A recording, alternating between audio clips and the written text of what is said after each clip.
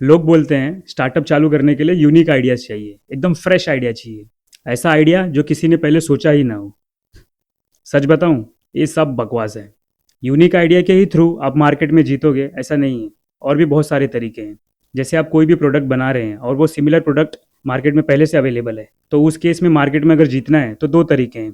पहला, उनके प्रोडक्ट से बेटर प्रोडक्ट बनाओ। सेकेंड, उनके प्रोडक्ट के कंपेयर में आपके प्रोडक्ट की जो प्राइसिंग है उसको कम रखो। मेरा एग्जाम्पल ही ले लो, मैं बना रहा हूँ class ease, coaching class management app. और इस स्पेस में ऑलरेडी कॉम्पिटिटर्स हैं, बड़े प्रोडक्ट्स हैं जो सालों से चल रहे हैं। फिर भी मैं बना रहा हूँ, क्यों? क्योंकि वो बहुत एक्सपेंसिव हैं। जो छोटी कोचिंग क्लासेस हैं वो उनको अफोर्ड ही नहीं कर सकते। तो गैप तो एग्जिस्ट करता है, इसका मतलब अपॉर्चुनिटी है। आपको छोटे फर्म्स के लिए, छोटे स्कूल्स के लिए, छोटे क्लासेस के लिए एप्लीकेशन बनाना है। सेम प्रॉब्लम है, बस आपको प्रोडक्ट अच्छा बनाना है और प्राइस कम रखना है, बस खत्म, हो गया स्टार्टअप ओपन। देखो, रियलिटी सिंपल है। कस्टमर को इससे फर्क नहीं पड़ता कि आप कौन हो, उसको बस इससे फर्क पड़ता है कि आप कौन सी प्रॉब्लम सॉल्व कर रहे हो और उसकी प्राइसिंग क्या है, कितने पैसों में उसको सॉल्व करके आप दे रहे हो। और एक चीज और समझ लो, तुम जो आइडिया सोच रहे हो, बहुत हाई चांसेस है कि इस दुनिया के किसी कोने में कोई और भी है जो आइडिया सोच चुका है। तो डिफरेंस आइडिया क्रिएट नहीं करता है, एग्जीक्यूशन क्रिएट करता है। फेसबुक वालों को भी नहीं पता था कि एक दिन वो फेसबुक बना देंगे।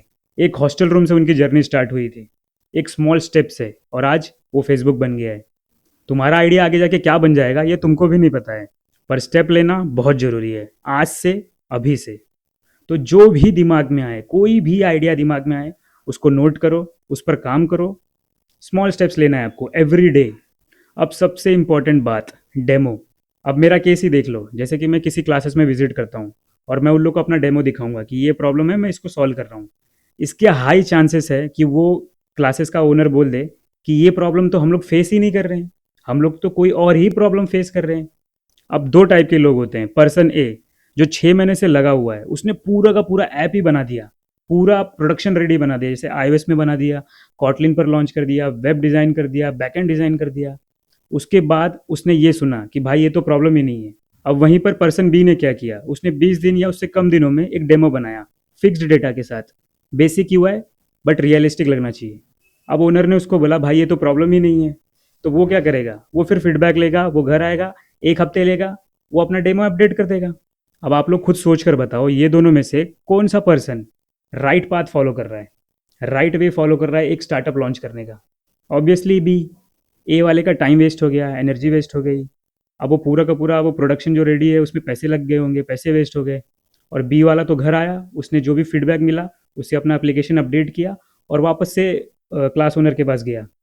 और ये सेम सर्कल पर्सन बी ने बहुत बार रिपीट किया, demo, feedback, update, demo, feedback, update.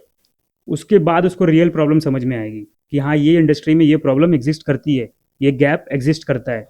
उसके बाद उसने फुल प्रूफ प्रोडक्शन रेडी एक एप्लीकेशन बनाया। और मेरे हिसाब से यही सही तरीका है। अब एक और इम्पोर्टेंट सवाल, लास्ट वीडियो में मैंने बोला था कि मैं क्लासेस से क्यों स्टार्ट कर रहा हूँ, जो कि ये सेम प्रॉब्लम कॉलेजेस में है, स्कूल में है और क्लासेस में है। तो सबसे पहले मैं क्लासेस को क्यों टारगेट कर रहा हूँ?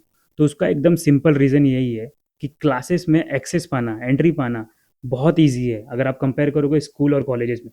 कॉलेजेस में तो भूल ही जाओ, वो गेट पर जो गार्ड बैठे होते हैं वही आपको भगा देंगे। स्कूल में शायद आप प्रिंसिपल तक पहुंच भी जाओ, पर इसका कोई प्रूफ नहीं है कि वो प्रिंसिपल ही ओनर होगा उस स्कूल का, जिसके हाथ में उतनी पावर होगी कि वो आपका ऐप खरीद ले। और क्लासेस के केस में क्या होता है, मोस्टली जो ओनर होगा वो अपने को ईजिली मिल जाएगा और उसके हाथ में डिसीजन मेकिंग एक ही बंदा होगा जो डिसीजन मेकिंग करेगा। तो हाई चांसेस है कि वो आपका प्रोडक्ट खरीद ले। तो इसीलिए एंट्री पॉइंट ईजी चूज़ करो, इसीलिए मैंने क्लासेस चूज़ किया है। और क्लासेस के बाद एक बार आपके पास क्लाइंट्स आ जाएंगे, उसके बाद आप स्कूल में इजीली पहुंच जाओगे, इजीली एक्सेस मिल जाएगा और आपकी बातों को वहाँ सीरियस भी लिया जाएगा। और अगर एक दो स्कूल भी ऑन बोर्ड अगर आपने कर लिया अपने प्रोडक्ट पर, तो कॉलेजेस भी इजीली एक्सेस हो जाएंगे। अब एक और सवाल अपने दिमाग में आता है कि अपने पास तो सेटअप ही नहीं है। सेटअप से मेरा मतलब अपने पास तो विंडोज़ नहीं है या फिर मैकबुक नहीं है, बट मिनिमम रिक्वायरमेंट है। अगर आपको अपना सास प्रोडक्ट लॉन्च करना है तो मिनिमम आपके पास एक विंडोज़ लैपटॉप तो होना चाहिए, ताकि आप एंड्रॉयड से स्टार्ट कर सकें। एट द एंड आपको मैकबुक लेना ही पड़ेगा। अब वो उसके ऊपर मैं एक अलग से डेडिकेटेड वीडियो बनाऊंगा कि मैं ऐसा क्यों बोल रहा हूँ। पर आप स्टार्ट एंड्रॉयड एप्लीकेशन जो कि विंडोज़ में बन जाता है उसके थ्रू कर सकते हैं। मैं भी फिलहाल एंड्रॉयड में ही बना रहा हूँ, मेरे पास भी फिलहाल विंडोज़ ही है। अब जो ये परफेक्ट वर्ड है, परफेक्ट आइडिया, परफेक्ट सेटअप, ये सिर्फ इल्यूजन है। परफेक्ट जैसा कुछ भी नहीं होता है। आपकी नज़रों में कुछ परफेक्ट हो, ज़रूरी नहीं कि वो आइडिया, वो सेटअप किसी और की नज़रों में भी परफेक्ट होगा। तो परफेक्ट के पीछे मत भागो, बस स्टार्ट करो, छोटे-छोटे स्टेप्स लो और एवरीडे कंसिस्टेंसी बहुत मैटर करती है। आप भले टैलेंटेड हो, बट जो कंसिस्टेंट आदमी होगा, वो एक दिन आपको बीट कर देगा।